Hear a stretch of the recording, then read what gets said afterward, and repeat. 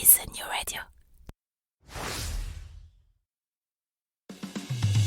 Vous aimez mieux les disques ou la radio?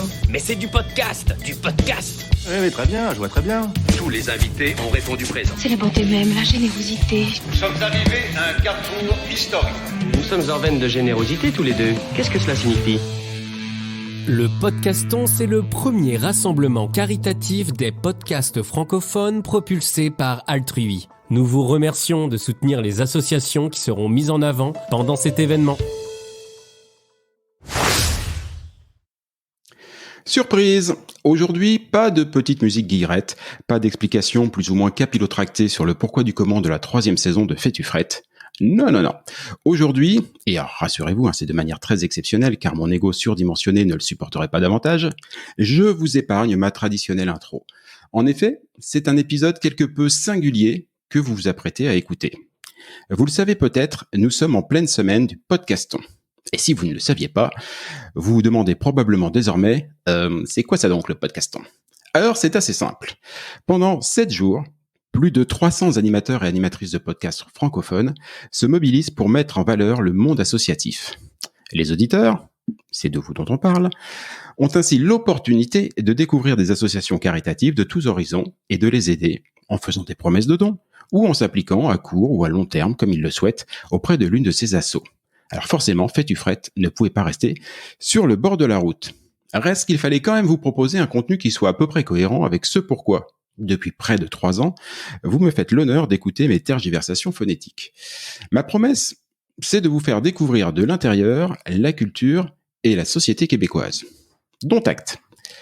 Partout dans le monde, la maîtrise de la lecture, de la langue sont des atouts essentiels pour s'émanciper et se réaliser en tant qu'être humain. Mais ici, au Québec, dans ce petit village d'Astérix cerné par les garnisons de 360 millions d'anglophones, la question de l'alphabétisation prend peut-être une dimension plus importante encore. Car s'il est un sujet qui définit bien la culture et la société québécoise, c'est celui de son rapport à la langue. À cette langue de chez nous qui, de l'île d'Orléans jusqu'à la Contrescarpe, comme le dit le chanteur Yves Duteil, a su composer toute une symphonie. Alors, puisqu'on parle de symphonie, pour faire vivre ces notes, ces envolées, ces bémols et même ces doubles croches, je vous propose de découvrir la Fondation pour l'alphabétisation. Et pour en parler, j'ai le plaisir de recevoir ces deux co-porte-paroles, Salomé Corbeau et Philippe Audrey-Larue Saint-Jacques. Bonjour à tous les deux. Bonjour. Bonjour. Merci beaucoup de prendre le temps de participer à ce podcaston. C'est vraiment très apprécié, comme on dit au Québec. C'est très apprécié, effectivement, de notre part.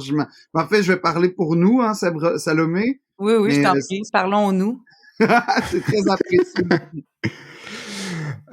Vous êtes l'un et l'autre d'éminents acteurs de cette incroyable scène culturelle québécoise. Je dis vraiment incroyable parce que depuis que je suis arrivé, et je le dis souvent dans les podcasts, je suis vraiment très impressionné par le volume de la production culturelle québécoise quand on la rapporte à 8 millions d'habitants. Je le répète souvent, c'est quand même moins que la région parisienne. Et pourtant, il y a un volume absolument incroyable. Vous en faites véritablement partie. Salomé, ma première question sera pour toi. Oui. Tu es actrice, que ce soit au théâtre, au cinéma ou à la télévision. Tu es aussi scénariste et depuis 2000, tu joues au sein de la Ligue nationale d'improvisation, me semble-t-il. Oui. J'aimerais savoir, quel est ton rapport aux mots et au texte? En fait, les mots et le texte, c'est 2 choses différentes dans mon métier, puisque je suis improvisatrice. Il y a les mots que je génère avec ce qui me sert de cerveau et d'imagination. Ça, c'est des mots que la plupart du temps, j'ai pas le temps de choisir avant qu'ils sortent de ma bouche, mais ils sont reliés à une émotion. Donc, ces mots-là servent à raconter, à transmettre, à réagir. Donc, c'est des mots que je génère de manière complètement spontanée et de manière complètement éphémère, parce qu'une fois l'improvisation terminée, je fais pas que la ligue d'impro, je fais plein de spectacles d'improvisation. Dès que ce spectacle-là est terminé, tous ces mots se sont envolés. Le texte, ça, c'est autre chose. Que ce soit le texte de théâtre, les textes de télévision et tout ça, là, c'est des mots que je vais devoir mémoriser. Donc, c'est des mots que je vais lire, relire et re-relire. Je vais en trouver le surtexte, le sous-texte, le texte d'à côté.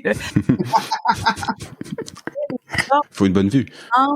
Et ils sont pas du tout éphémères. Ils sont au contraire inscrits soit sur du papier, soit même sur un support numérique, puisqu'on le verra à la télévision ou au cinéma. Donc, c'est des mots qui vont perdurer dans le temps. Et pour moi, j'aime beaucoup le travail dans les deux cas. Dans les deux cas, mon travail est d'être une courroie de transmission, un vecteur d'émotion, et ça prend des mots dans les deux cas. Bien sûr, le corps aussi, dans mon métier, est très important, mais j'aime être, comment je pourrais dire ça, un couloir à travers lequel les mots passent, et j'ose parfois m'imaginer que je les transforme ou que je leur donne une connotation pour que qu'ils résonnent chez les gens qui les entendent. Philippe Audrey, je vais un peu te poser la même question, mais de manière un peu différente. Toi, tu es acteur, mais c'est d'abord comme humoriste qu'on te connaît. Sur scène, évidemment, mais aussi dans un balado que tu animes avec Thomas Levac. Oui. D'ailleurs, pour ceux qui ne le connaîtraient pas, je trouve le titre de ce balado, comment dire, il en dit beaucoup sur ton rapport à la langue, enfin en tout cas tel que je l'imagine. Le titre, c'est « Deux princes, les silences du hurlement ». Ouais. Franchement, quand on commence à manier l'oxymore dans le titre d'un podcast, ce qu'a priori, c'est que le choix des mots, c'est tout sauf un hasard, non? Non, exactement, mais d'abord, tu sais, je partage avec Salomé tout à fait ce rapport-là que les mots, moi, j'ai pas ces talents d'improvisatrice, donc j'ai pas le talent d'improviser des mots, des formulations, je suis pas, malheureusement, mais disons que j'ai un attachement assez, au moins équivalent, je pense, parce que tous les deux on partage une formation de théâtre, donc forcément on s'enracine dans la même passion de transmettre des émotions à travers les mots. Mais c'est vrai que, et c'est ce que j'aime de l'humour, c'est que je trouve que les mots, il y a comme un côté un peu formule magique. Comment deux mots qui justement, on prend l'exemple de les silences du hurlement. Bon ben silence et hurlement, c'est deux mots assez anonymes, mais quand t'es joints ensemble, ça provoque une petite interrogation, une image bizarre. Un côté, on va se le dire, un peu théâtral début 2000, mais c'est pas grave. Début 2000, je l'aurais même daté un petit peu plus. Moi, quand je l'ai vu au départ, je me suis dit, les silences du hurlement, ça fait quand même bouquin du 19e avec un petit peu de poussière dessus. Enfin, moi... ça me fait penser à Monk, ça me fait penser à... c'est ça. Exactement. Mais en tout cas, d'une autre époque, mais je trouve ça formidable que deux mots assez anonymes, individuellement, une fois juxtaposés l'un à côté de l'autre, provoquent un monde d'images, d'interrogations, puis en fait, c'est un peu ça, mon rapport aux mots, c'est le maximum d'émotions avec des mots les plus, puis c'est ça que je trouve magique, et c'est ça qui me fascine, et c'est ce qui fait, en fait, que depuis pratiquement 15 ans, le moment où j'ai entamé des démarches très sérieuses pour devenir comédien professionnel puis ensuite aller à l'école de l'humour, les mots sont devenus une obsession dans ma vie, littéralement, et j'oserais dire que particulièrement la langue française est devenue une grande histoire d'amour entre elle et moi. En tout cas, entre moi par rapport à elle, mais comme toutes les histoires d'amour de ma vie, je sais pas si c'est réciproque de son côté. On le voit bien, vous avez un rapport tous les deux, un rapport, j'allais dire presque intime, avec les mots, avec le texte, avec l'écriture, de par votre métier, mais ça semble dépasser le cadre, j'allais dire, professionnel. Est-ce que c'est justement ce rapport un peu singulier qui vous a amené à vous engager auprès de la Fondation pour l'alphabétisation? Dans mon cas, je vais répondre juste pour moi, au lieu de parler au nous. Mais je sais que d'abord, moi, j'ai été élevée dans une famille d'intellectuels qui lisaient énormément, ce qui m'emmerdait, clairement. Je préférais faire des cabanes dans les arbres, avoir un BMX, attraper des grenouilles. J'étais une enfant qui bougeait. Je trouvais que ma mère passait des heures dans un hamac avec des bouquins. Je me suis dit, mais c'est une platitude sans nom. Et donc, je comprenais pas du tout cet amour, cet attachement pour les livres. J'étais pas mauvaise en classe, mais j'étais probablement, et à l'époque, on le diagnostiquait moins, j'étais probablement déjà dyslexique et dysorthographique. Et comme j'étais à l'école en France, j'étais une élève moyenne en français, donc j'avais toujours des belles dissertations, mais bourrées de fautes, donc je perdais tous mes points. Et mais je m'en foutais, je me disais que j'allais faire autre chose dans la vie, que c'était pas forcément nécessaire de lire. Et puis tout d'un coup, à 12 ans, c'est un ami de ma mère qui m'a acheté Zazie dans le métro de Raymond Queneau. Et le premier mot du livre, il est écrit en phonétique, c'est d'où qui pue donc tant, qui est écrit en un seul mot, vraiment phonétique avec des P, des K. Donc je fais mais attends, ça existe même pas ce mot-là. Et là j'ai découvert que les mots c'était aussi ça. C'est-à-dire que oui, il y a le fameux orthographe, la grammaire, la syntaxe dont on ne peut pas se passer, mais il y a aussi comment jouer avec les mots. Et là, ça s'est ouvert comme un monde. C'est devenu la courroie de transmission idéale pour que mon imaginaire s'inscrive dans quelque chose. Et donc, quand on m'a proposé le porte-parole pour la Fondation, je dis, moi qui n'aimais pas la lecture, qui était dysorthographique et tout ça, je trouvais que j'avais comme assez d'outils, d'outils dans mon bagage pour dire, je comprends qu'on puisse ne pas aimer ça ou avoir des difficultés, mais si je peux transmettre maintenant la passion que j'ai pour les mots et pour la langue, voilà l'occasion idéale, quoi. Ouais. On a un parcours, encore une fois, assez similaire dans la mesure où moi aussi, mes parents, la culture, la littérature particulièrement, mais le théâtre aussi, la dramaturgie, ça a été extrêmement valorisé quand j'étais enfant. Donc, j'ai grandi dans un monde un peu comme le décor dans lequel je suis en ce moment, là, bardé de livres.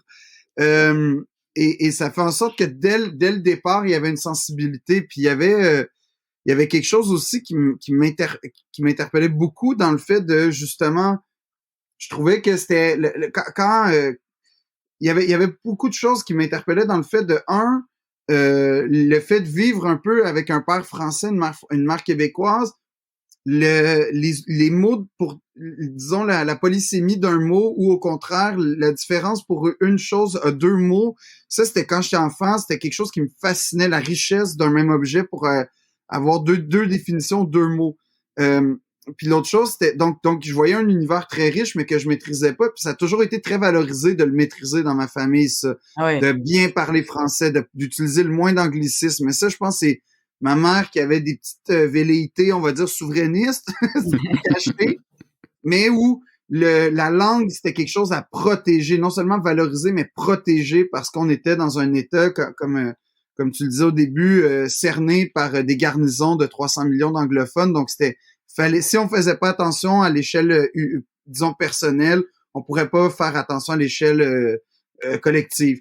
Donc déjà, ça, c'est le climat dans lequel j'ai grandi, un soin particulier. Puis ensuite, il y a ma propre vocation, j'oserais dire, qui est apparue tranquillement, où j'étais fasciné par les niveaux de langue, comment instantanément, en adaptant un niveau de langue un peu plus érudit ou beaucoup plus châtié, on devenait quelqu'un d'autre instantanément. Puis tout ça faisait en sorte que je voyais la richesse du vocabulaire autour de moi, puis c'est quelque chose qui, spontanément, quand la Fondation m'a appelé, moi, naïvement, j'étais comme, oh mon Dieu, c'est vrai que les gens passent à côté des grands classiques, passent à côté des grandes œuvres, c'est dommage. Puis tranquillement, je me suis rappelé que non, en fait, les mots, c'est l'essence même de la communication, donc autrement dit, de nos relations, puis probablement même d'une estime, parce que moi, mon estime, c'est beaucoup construit à travers ce rapport aux mots, cette maîtrise de la langue, donc, et qui était très valorisée. Donc, c'est beaucoup plus profond que ça, puis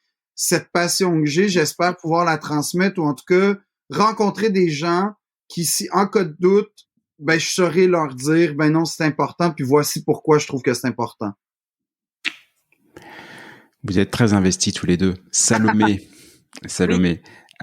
C'est quoi l'émission de la Fondation, celle pour laquelle vous êtes engagée? Elle est vaste, en fait. Elle va du 0 à, c'est quoi, on peut vivre jusqu'à 108 maintenant, alors de 0 à 108 ans. C'est-à-dire que les missions sont à la fois, donc, la lecture en cadeau, qui est le programme pour les enfants, qui est de donner à des enfants des livres neufs, des enfants issus de milieux défavorisés, par le biais des organismes qui s'occupent d'eux, donc les CPE, ça va être les crèches pour les auditeurs français. Comment t'es bilingue, c'est fou. Parisien et québécois. Et aussi donc les écoles, les maisons de jeunes et tout ça. Donc ça, c'est pour le volet la lecture en cadeau, donc vraiment pour semer la graine de la lecture chez les tout petits lecteurs et leur donner donc de créer un contact avec la lecture, mais aussi de valoriser le fait que l'objet livre est un cadeau. L'objet livre est quelque chose de précieux. Parce qu'ils ont évidemment accès à des bibliothèques publiques et tout ça, mais ce qu'on veut, c'est leur offrir un cadeau qui leur appartienne à eux. Et ensuite de ça, il y a l'info apprendre. Alors là, c'est vraiment allant des gens qui ont décroché, mais qui sont, on va dire, quand même capables de lire et écrire, mais qui voudraient perfectionner parce qu'ils sentent qu'ils ont perdu des acquis, même s'ils ont des diplômes et tout ça, ils ont perdu parce qu'ils ont pas eu à lire dans leur boulot, hein. C'est pas tout le monde qui a à lire tous les jours. Et puis avec les Netflix de ce monde, on peut même se divertir sans lecture maintenant. Donc et ça va aussi des gens qui sont complètement, disons, analphabètes, qui ont vraiment des graves problèmes de littératie. Et à ce moment-là, c'est tout un réseau d'entraide. En fait, ça chapeaute tous les organismes qui peuvent leur enseigner. Et donc ça sert à diriger les gens qui voudraient retourner à l'école, perfectionner leur français, oui, parce que ça peut aussi arriver pour des allophones et même des gens qui ont malheureusement, c'est ça, pas eu accès à la scolarité pour X raisons, voilà. Sur le site de la Fondation, évidemment, on peut lire que la vision de la Fondation, c'est de faire du Québec une société hautement alphabétisée. Ouais. Philippe Audrey, toutes mes excuses. La question un peu chiante, elle tombe sur toi. Est-ce que faire du Québec, mais tu l'as un peu effleuré tout à l'heure, donc c'est pour ça que ça tombe sur toi, c'est de ta faute en fait. Est-ce que faire du Québec une société hautement alphabétisée, c'est aussi un moyen de sauvegarder l'usage du français au Québec? Là, ça prend. C'est sûr que ça prendrait pour répondre précisément à la question des probablement des études de linguistes en linguistique, en sémiologie, en anthropologie, que évidemment je possède pas à titre de simple humoriste et comédien. Fait que ma scolarité. Quelle modestie.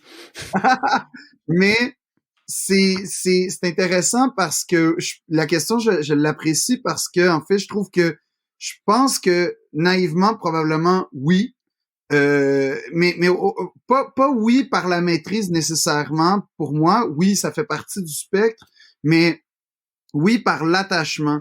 Parce que maîtriser une langue, d'abord, c'est un rapport d'indépendance sur soi. T'es beaucoup moins vulnérable par rapport aux situations auxquelles tu seras confronté qui peuvent aller de justement, tu sais, Salomé disait choisir un film sur Netflix, mais même si tu sais pas lire le titre, si je te dis il y a Brad Pitt, ouais, mais comme lequel des Brad Pitt? Fait que bref, même dans ces moments-là, c'était vraiment, on parle du degré zéro, là, du niveau littéraire, c'est-à-dire à peine connaître un vocabulaire de base et tout ça. C'est pas, c'est beaucoup plus nuancé que ça. Donc, déjà, il y a ça, je tiens à le dire, mais mettons qu'on prend cet exemple-là extrême. Donc, déjà, là, c'est une indépendance sur ta propre personnalité, donc sur ta propre décision. Mais par ailleurs, c'est aussi, je pense, un lien d'attachement à cette langue-là. Il y a puis peut-être naïvement jusqu'à la culture que cette langue-là porte.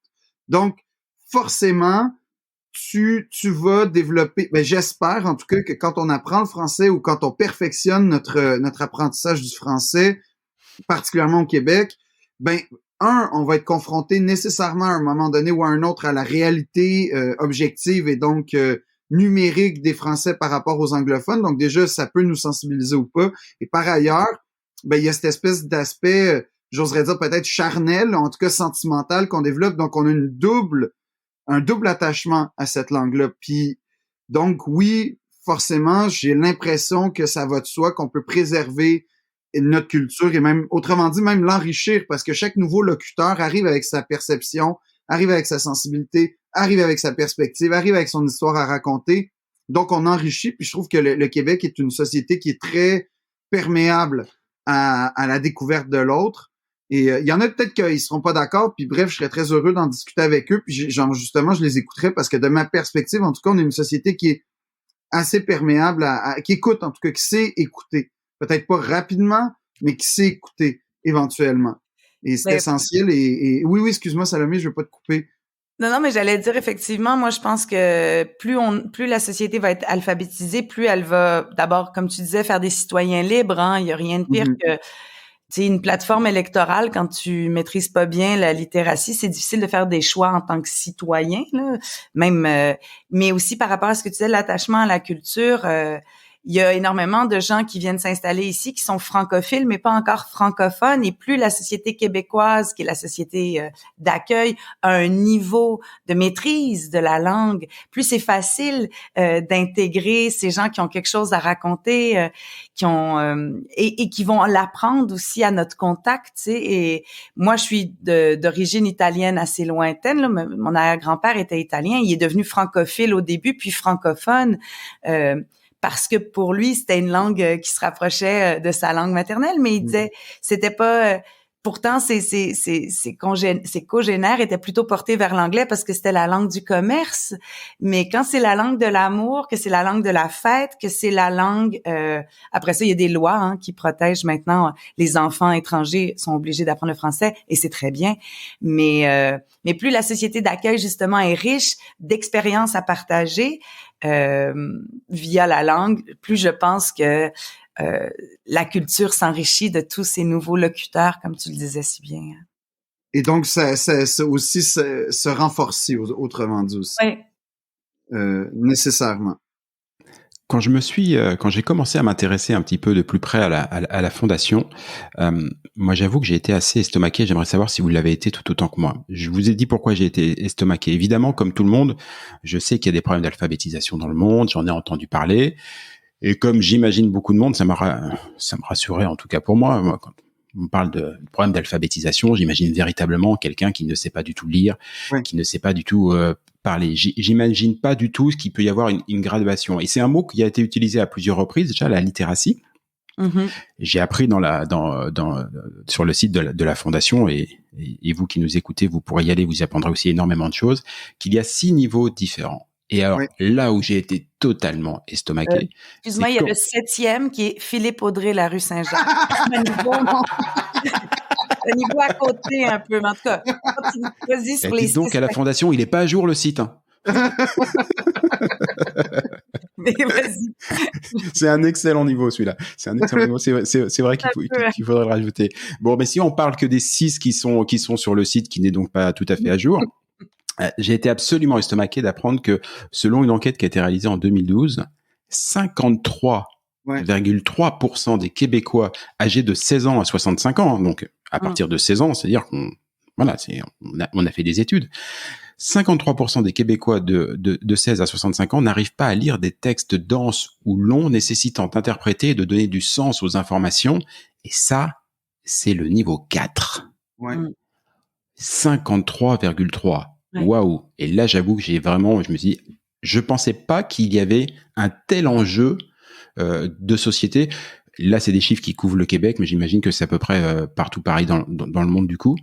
Vous en aviez conscience, vous, avant de vous pencher sur le sujet, ou c'est moi qui tombe de l'arbre?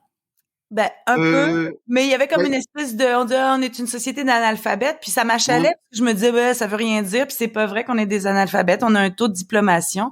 Puis là, quand j'ai commencé à fouiller un peu plus, puis que j'ai vu justement la gradation, les nuances, là, je me suis rappelé de moi qui rentre dans une maison chez une amie, puis je me dis, voyons, bizarre cette maison-là, qu'est-ce qu'elle a? Les parents ont un travail, c'est des gens assez aisés. Je me dis, qu'est-ce qu'il y a de bizarre dans cette maison? Aucun livre. Aucun livre, pas un bottin, pas une revue, rien. Et je me suis dit, c'est ça aussi. C'est-à-dire qu'à un moment donné, c'est pas parce que tu as un diplôme de cégep en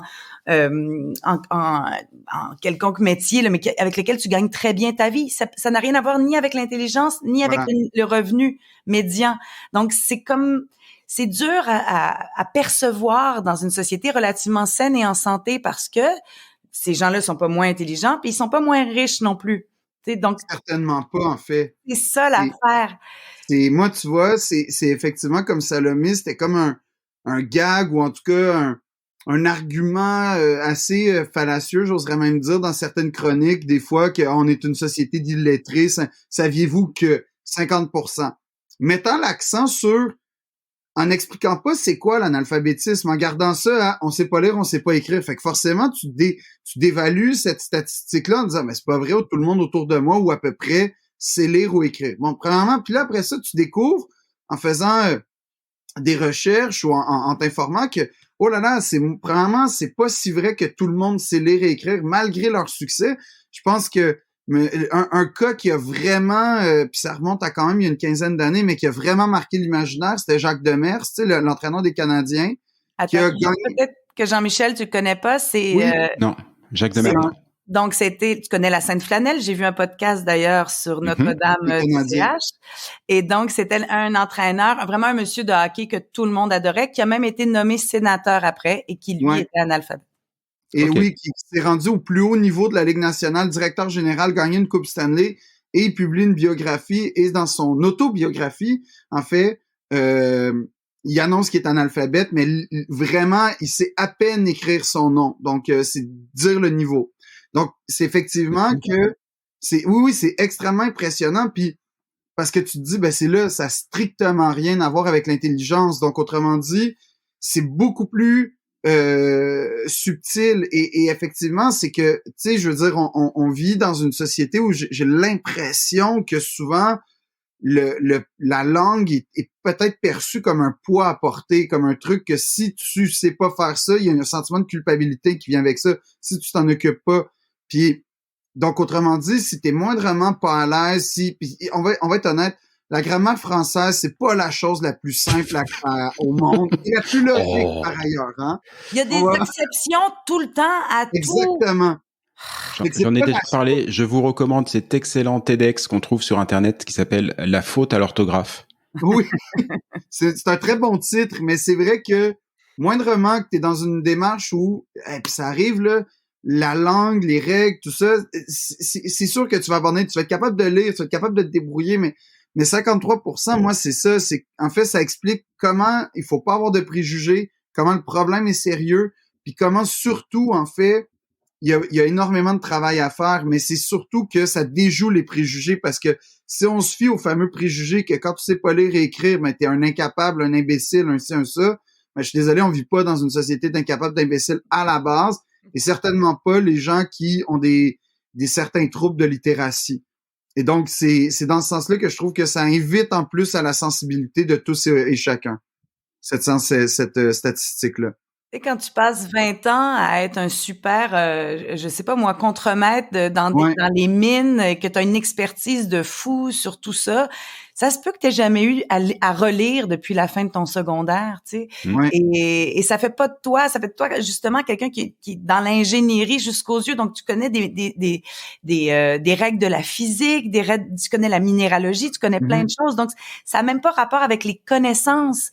C'est pas que tu connais pas les choses, c'est que t'as perdu la facilité à lire un paragraphe, en extraire les 3 idées les plus importantes, en pouvoir en faire un résumé. C'est malheureusement la lecture, c'est pas comme le vélo. Quand t'en fais pas pendant 20 ans, il se perd des notions de la compréhension de texte. Puis c'est comme la mathématique, comme les mathématiques, quand t'es au secondaire, t'es dedans, puis à un moment donné, la trigonométrie, ça t'échappe, puis c'est juste dans l'ordre naturel des choses aussi humaines que quand tu t'investis dans un domaine, c'est juste que la littérature, si t'as besoin de signer un contrat à la banque, si t'as besoin, est partout, donc c'est souvent, puis je veux pas dévaluer les autres formes d'apprentissage, mais je veux juste dire que, en l'occurrence, la littérature et l'importance de la lecture et de l'écriture, c'est que littéralement au quotidien, des actes, des trucs graves comme des transactions bancaires, faut savoir démystifier ça si tu veux pas être vulnérable. Puis il y a la fondation décerne des bourses annuellement, dont une qui s'appelle la bourse Retour Réussite. Et là, c'est des gens en fait qui retournent un peu à l'école d'une certaine façon pour pallier à leur lacune en littératie et l'entrepreneur qui disait qu'il avait fait c'est ça que c'est là que 6 restaurants le monsieur avait eu. C'est ça. 6, ouais, quelque chose comme ça. Ouais, en tout cas, plusieurs. On va dire, mais plusieurs restaurants. Donc, c'est un monsieur qui a du succès. C'est un monsieur qui a passé puis le monsieur avait pas 35 ans, le monsieur avait un âge donc, autrement dit, il y avait toutes les raisons du monde de faire, moi, j'ai fait ma vie, j'ai eu du succès, je suis synonyme de succès, j'ai pas besoin. Mais il y avait quelque chose de plus, puis ce monsieur-là, c'est monsieur Nicolas, tellement gentil. C'était hyper émouvant parce qu'il raconte qu'en fait, c'est un projet que son petit-fils lui a proposé, puis il a compris, puis en fait, il a senti que il manquait quelque chose à transmettre à son petit-fils, puis c'est devenu hyper émouvant comme témoignage, mais ce que je veux dire, c'est que disons, le panorama des récipiendaires, des boursiers est incroyable. On se douterait pas en soi à quel point c'est un problème qui touche toutes les strates de la société, puis tous les types de personnalités par ailleurs. Il y a la maladie qui peut t'éloigner aussi du système scolaire, tu sais, donc pour X raisons, t'es sorti, t'es déscolarisé parce que malade, tout ça, et qu'après, ben c'est autre chose qui t'amène à travailler, puis tu fais, ben dans le fond, j'ai pas la révolution des médias aussi. Parce que imaginons effectivement qu'on soit, pour des raisons de maladie, qu'on soit obligé d'être déscolarisé, il y a tout un pan de la littérature, en tout cas celle qui est la plus accessible, la plus agréable au départ, qu'on va pouvoir retrouver en film, en théâtre, en série, en podcast aussi. Il y a des gens qui pourrissent les oreilles toute la journée. Hein. Philippe Audrey, on est tous les deux bien dans cette catégorie-là. Mais effectivement, par contre, il y a pas de série, il y a pas de film, il y a pas de pièce de théâtre pour un contrat bancaire ou pour une démarche administrative. Et ça peut vite fait pourrir la vie de même la plus intelligente et la plus performante des personnes, quoi. Et ils ont ils se débrouillent, ils développent des stratégies, tu sais. Donc c'est ça qui montre qu'ils sont super intelligents parce qu'ils réussissent à justement peut-être engager quelqu'un. C'est assez fascinant de voir comment on peut quand même fonctionner. D'ailleurs, on appelait ça pendant très longtemps des analphabètes fonctionnels parce qu'ils fonctionnent très bien en société. C'est juste qu'à certains moments, ils ont une petite honte cachée aussi. Souvent, c'est quelque chose dont ils sont pas fiers, alors qu'ils devraient pas avoir honte. C'est le chemin qu'ils ont parcouru est peut-être pas le même que le mien, mais ils ont pas à avoir honte. Ça, c'est quelque chose aussi qui est difficile de les ramener sur le banc d'école. C'est d'abord affirmer comme, j'avoue que j'ai un souci avec la lecture. Et puis, mais c'est souvent des gens super intelligents et super débrouillards pour réussir à fonctionner dans un système sans justement avoir toutes les clés, tu sais. C'est, au contraire, moi, je me dis tout le temps qu'ils sont souvent plus intelligents que moi, parce que moi, si j'étais pas capable de lire un manuel d'instruction, je ferais pas fonctionner un toaster, là, tu sais. Non, toaster peut-être. Je veux pas dire, mais si t'as vraiment besoin du manuel d'instruction pour faire fonctionner ton toaster. J'oublie pas de le brancher, mais sinon, je suis très intelligent. Parmi les choses que j'aime bien, il y a vraiment énormément de choses que j'aime bien dans les actions de la fondation. Il y a effectivement tout ce pan, et on en a déjà un peu parlé, Salomé, la lecture en cadeau, où en gros l'idée c'est un peu de prévenir plutôt que guérir. Ça s'adresse évidemment aux jeunes, de leur offrir des livres neufs. D'ailleurs, on y reviendra. Salomé, je sais que tu as animé de nombreuses remises de livres en milieu défavorisé. Ouais. C'est reçu comment ces cadeaux? Mais c'est formidable. C'est vraiment formidable parce que c'est des enfants qui prennent pas grand-chose pour acquis, hein, je vais vous dire, contrairement aux miens.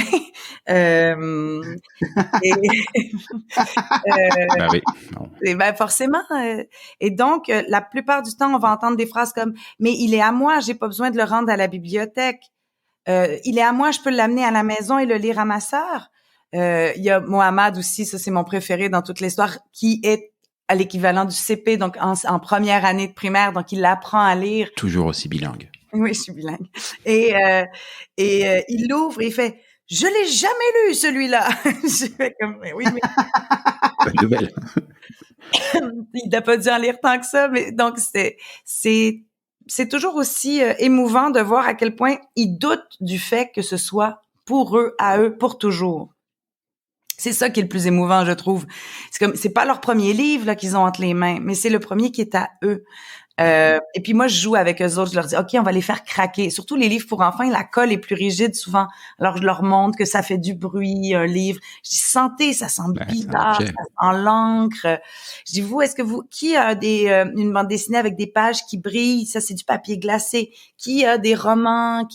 Et on se met à jouer avec l'objet en premier, juste pour que l'objet soit intéressant, et puis qu'ensuite, ces petits gribouillis noirs qui apparaissent, se mettent à dire, mais ça, c'est des lettres, ça, c'est des mots, ça, c'est des phrases, ça, c'est des sens, ça, c'est même un récit et des émotions qui viennent avec.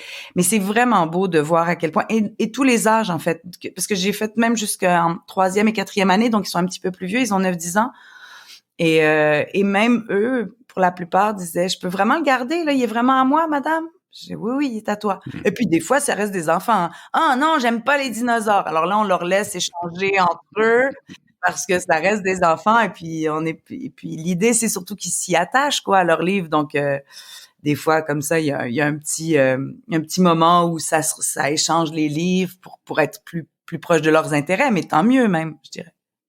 Philippe Audrey, de ton côté, tu as rencontré les donateurs à l'occasion du dernier Salon du Livre de Montréal. Alors ça aussi, ça m'intéresse d'avoir ton retour parce que pour moi, de ma petite expérience à moi, offrir un livre, c'est pas comme offrir autre chose. Je me contente pas d'offrir pour le coup un objet. Si j'offre un livre, il y a une autre démarche et tout. J'aimerais bien savoir comment les donateurs le vivent et comment toi tu l'as ressenti. Souvent, en fait, il y a un truc qui était flagrant, c'est à quel point c'était sentimental comme don, à chaque fois. Et s'ils pouvaient pas donner un livre, ils donnaient un 2$, mais c'était toujours fait avec une espèce... Il y avait pas le côté « Ouais, non, je me sens mal ». Des fois, comme on est pris un peu, là, oui, je vais donner 2$, mais non, c'était tout le temps sentimental. C'était hyper spontané aussi, très souvent. Et là, et aussi, c'était ce qui me touchait beaucoup, c'était que quand ils comprenaient, par exemple, la lecture en cadeau, parce qu'on avait les petites bornes qui ressemblent un peu à des boîtes aux lettres, en fait, dans lesquelles déposer les livres, quand ils comprenaient que, oh, OK, je peux aller donner un livre maintenant, il y en avait plusieurs quand même, je suis resté pas mal toute la fin de semaine, plusieurs qui partaient spontanément dans chez les maisons d'édition réservées aux enfants, ou en tout cas qui ont une collection pour enfants, puis il revenait toujours avec hey, celui-là, je l'ai lu, ou on m'a dit que c'était le meilleur. Et donc, il n'y avait pas juste l'idée de donner un livre, mais de donner un bon livre. Puis ça aussi, c'était vraiment touchant. Puis c'est pour ça que je trouvais que c'était comme un don qui était très particulier, parce que c'était pas juste pour se donner bonne conscience, c'était beaucoup, beaucoup du cœur, émotif. Et là, souvent, ça venait avec un quelconque témoignage, pas quelconque dans le sens de banal, mais dans le sens où chacun, à sa façon, racontait son rapport à la lecture ou l'importance qu'il accordait à la lecture. C'est pas rare. Puis ça fait en sorte qu'on faisait des rencontres en plus de gens qui vraiment, ben là, c'était le Salon du Livre, donc forcément, c'est un point commun où généralement, les gens qui se pointent là aiment la lecture, mais ou ont un intérêt. Mais c'était vraiment ça, c'est ça que j'ai pu observer. Puis l'autre chose qui me touchait, puis j'oserais dire qui d'une certaine façon, j'étais ému, c'était que il y avait des enfants qui voulaient participer aussi. C'était pas juste des parents ou des grands-parents. Il y avait des enfants qui trouvaient important de donner à leur tour des livres et qui comprenaient, je sais pas comment, mais en tout cas certainement qui comprenaient l'enjeu et l'importance ou le plaisir à transmettre. Et donc c'est ça, c'est une sorte c'est très particulier et très unique, j'oserais dire, très singulier comme campagne, la lecture en cadeau, parce que ça s'adresse aux enfants, donc forcément, comme beaucoup de campagnes s'adressant aux enfants, ça vient chercher une corde sensible, mais là, la littérature, il y a vraiment l'idée de transmettre quelque chose et d'optimiser les chances d'adoption et d'adhérence à la littérature chez ces enfants-là. Moi, j'ai croisé... Oui, vas-y, excuse-moi. Non, mais j'ai croisé Simon Boulris au Salon du Livre, parce que moi aussi, j'y étais, on alternait les deux porte-paroles. Puis Simon Boulris, il me dit « Faut que je te raconte quelque chose, Salomé. Je viens d'autographier 10 livres qui s'en vont à la Fondation pour l'alphabétisation. » Je dis « Ah, c'est bien chouette. » Il dit « Oui, c'est une fille qui est venue me demander de signer ces livres-là parce que elle, petite, avait bénéficié de la lecture en cadeau. Et elle avait reçu un livre autographié de l'auteur. Et elle s'est dit, j'avais l'impression que l'auteur voulait me dire, t'es importante, continue à lire, tu vas voir. Et elle est professeure maintenant, elle est enseignante. Et elle a fait donc signer tous ces livres-là à Simon pour que 10 petits aient la même expérience qu'elle avait eue en recevant un livre signé par l'auteur. Donc, c'est une chaîne, en fait, tu sais, ça crée des lecteurs, ça fait du bien à des enfants. C'est peut-être pas tous les enfants qui vont devenir de grands lecteurs, tout ça, mais c'est tous les enfants, en tout cas, qui vont avoir reçu au moins une fenêtre sur le monde. J'appelle les livres une fenêtre En sur tout le cas, monde. c'est beaucoup d'enfants parce que 100 000. on en est à la 25e édition de la lecture en cadeau. C'est déjà plus d'1 million de livres qui ont été offerts à des enfants. Et cette année, la nouvelle campagne commence en août 2023. Et l'objectif, c'est d'offrir quand même 175 000 livres jeunesse aux enfants québécois. Bel objectif quand même. Ouais. C'est ambitieux, mais Ouais. chaque année, il y a une progression annuelle. Donc, l'ambition est quand même... on a le droit d'être ambitieux. C'est surtout qu'on a environ pour 250 000 demandes. Oui, Donc, plus. Ah oui. La demande est de 250 000. Après, on peut pas... c'est ça, on peut pas répondre à toutes les demandes, mais on va au plus urgent et c'est à travers tout le Québec. Hein. C'est évidemment pas montréalo-centré ou c'est vraiment dans toutes les régions du Québec. Ça commence au mois d'août pour la 25e édition. Plus proche de nous, il y a en ce moment une autre campagne en cours. Ça s'appelle A pour tous pour l'alphabétisation. Est-ce que l'un de vous deux peut m'expliquer en gros en quoi ça consiste? Non, mais c'est dans celle-là. Allez, je vous ai piégé. Ben moi, je sais. Ouais, Et vous allez voir. Non, c'est pas la En marche. fait, ouais, exactement. Oui, ok, c'est ça, c'est la marche. Oui, ok, dans le vocable, on appelait ça la marche, mais... C'est ça, c'est que nous, n'étant pas les sportifs les plus pertinents... Alors, c'était ma prochaine question. J'allais vous demander si vous alliez participer. Alors, pour faire court, A pour tous et tous pour l'alphabétisation. Oui, voilà. C'est un autre programme par lequel, en fait, vous pouvez vous inscrire et proposer vos propres défis, organiser vos propres défis, des défis que vous allez pouvoir organiser avec comment dire, quelques supports techniques qui vous sont fournis, mais qui vont permettre d'agréger des personnalités et des personnes autour de vous, de récupérer de l'argent et d'en faire évidemment le don à l'association. Et si vous n'avez pas le goût d'organiser vous-même votre propre défi autour de vous, il y en a un grand qui sera organisé le 22 avril prochain au parc Jean Drapeau à Montréal. J'ai cru comprendre que mes deux porte-paroles ne seraient peut-être pas les premiers à parcourir. C'est des parcours de 5, 10 ou 21 km. Salomé, tu vas le faire? Non, c'est-à-dire que je vais peut-être marcher un 5 km. C'est juste que je travaille cette journée-là. Enfin, il faut que je réussisse à me catapulter jusqu'au parc Jean Drapeau. Mais c'est sûr que vous me verrez pas courir. J'ai des vieux genoux de danseuse. Mais il se peut que je le marche. Oui, il se peut que je marche. Ça, je sais faire quand même. Marcher pour la cause, j'y arrive. Ouais, Vous verrez réciter des poèmes en marchant, même si vous... Oui, c'est ça. Moi, moi, quand ils m'ont parlé de sport, j'ai fait, oh là là, ok, ça m'a rude épreuve. Mon amour des mots. Parce que c'est ça, je le fais pas pour mon propre corps, fait que si c'est pour l'alphabétisation, je peux le faire, mais c'est, disons que j'en fais des cauchemars en ce moment. Ah oui, quand même. Oh, non, mais c'est pas ma tasse de thé. Bon, je peux comprendre. Si vous, c'est votre tasse de thé, c'est le 22 avril au parc Jean Drapeau, et donc la possibilité, vous allez sur le site de la fondation.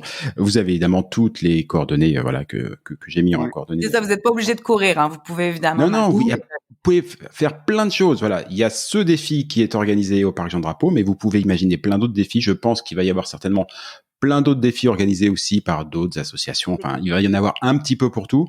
Tout est bon pour récolter des fonds. Jusqu'à Québec, ils sont revenus, je pense, des directeurs de théâtre, des amis comédiens. Eux, ils avaient besoin d'un défi du type marathon.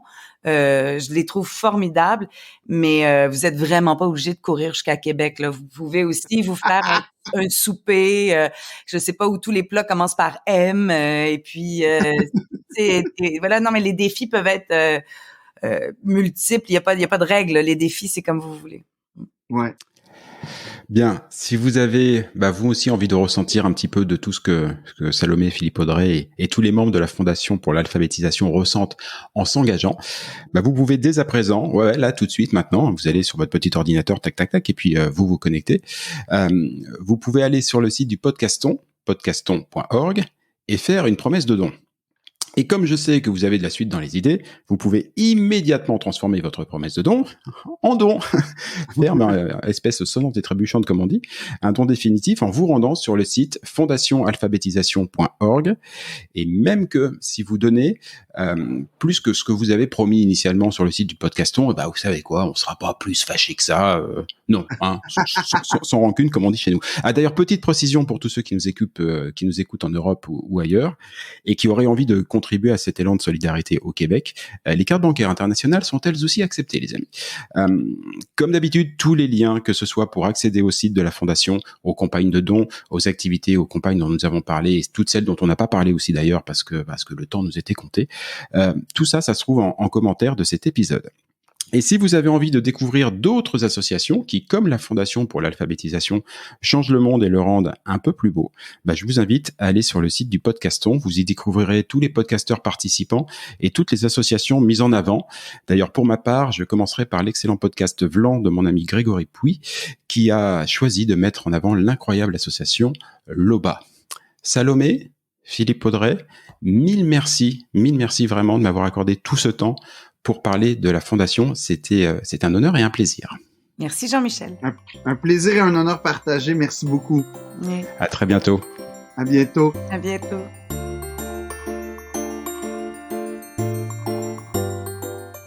Et voilà, Fais-tu frette, c'est fini pour aujourd'hui. Si vous êtes arrivé jusque-là, bravo, vous avez vraiment toute mon admiration. Mais bon, c'est probablement parce que cela vous a plu au moins un petit peu. Ou que vous êtes alors complètement maso. Par défaut, j'opte quand même pour la première hypothèse. On va dire que c'est mon côté optimiste. Alors s'il vous plaît, rendez-moi service. Partagez ce podcast, parlez-en à vos amis, abonnez-vous et surtout, donnez-lui une note. Alors juste pour info, même si ce programme reste évidemment très perfectible, inutile de mettre un 3 ou un 4 sur 5. Au royaume d'Apple et consorts, il n'y a que le 5 sur 5 qui compte. Eh oui, c'est le jeu ma pauvre Lucette. Alors je compte sur vous. Pour le reste, vous trouverez tous les liens, les références vers les livres, les spectacles, les programmes et que sais-je dont on a pu parler au cours de cette émission et même ceux dont on n'a pas parlé mais qui me semblent intéressants. Tout ça, vous le trouverez dans le descriptif, dans les commentaires de ce podcast ou bien alors sur notre site internet faitufrette.com. Sur ce même site, vous avez d'ores et déjà la possibilité de vous inscrire à l'indispensable newsletter hebdomadaire que nous vous préparons et qui sera lancé très prochainement. Et j'y annoncerai les prochaines émissions et partagerai avec vous des articles, des infos, des bons plans qui pourraient bien nourrir votre curiosité à propos du Québec. Enfin justement, puisque vous êtes curieux, je suis sûr que vous avez des questions, des suggestions, que vous aimeriez qu'on traite tel ou tel sujet. Eh ben, je ne demande qu'à vous lire. Envoyez-moi un courriel. Oui, j'ai bien dit courriel. Envoyez-moi un courriel à l'adresse suivante. Fais-tu frette, en un seul mot, tout attaché, sans espace, sans tiret ou quoi que ce soit. Donc, fais-tu frette à commercial. Ah oui, j'ai oublié aussi. Ici, on ne dit pas at ou arrobase, on dit à commercial. Gmail.com. J'avoue que c'était pas très clair tout ça.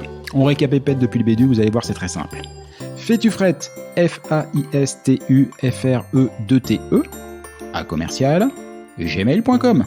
Pas compliqué. Vous vous souvenez qu'au tout début de cette émission, je vous ai dit qu'au Québec, on ne disait pas bonjour, mais bon matin. Et pour cause, car ici, pour se dire au revoir, on se souhaite de passer un bon jour. Alors bonjour à tous et à tantôt.